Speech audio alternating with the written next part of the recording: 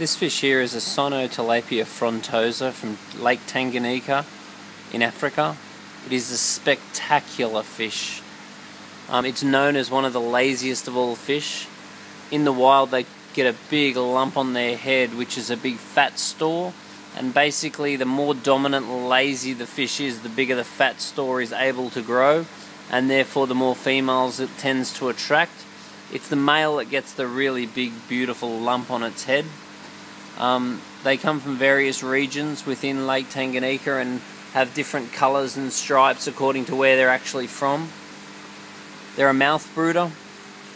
They're one of few fish where even the subdominants have an opportunity to breed, because whereas most cichlids will create a territory, build nests, put on displays to attract the females and expel a whole lot of energy trying to breed, a frontosa basically just walks up to the female, drops his load and swims off. And if the female wants to, if she's attracted to him, then she will lay her eggs in his stuff, which will hopefully fertilize the eggs, and then she'll pick them up in her mouth. So if humans reproduce that way, it'd be pretty messy at the disco. The other thing that makes this fish one of the laziest fish is not only its totally uninspired breeding routine, but they mainly feed on Tilapia.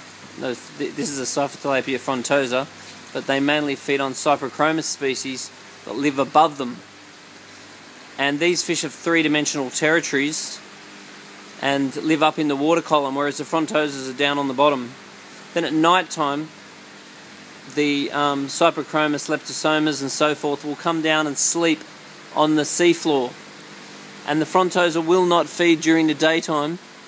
It will basically just allow the Cyprochromis to swim freely amongst them.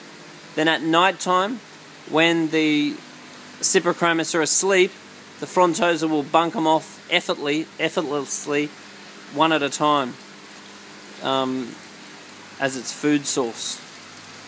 Very interesting, very beautiful, very gracious fish. Often quite shy. Obviously this guy's just cruising around the tank because he doesn't have a whole lot of choice, because we don't have any decorations in this tank at this stage, because we're selling the fish off to change this tank, as we do quite regularly. I'm a real big fan of changing your aquarium. Set it up, get some beautiful fish, really enjoy them.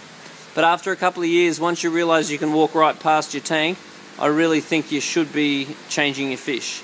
So that means gutting it, getting rid of the fish, and starting again, just to maintain your own interest. Beautiful fish.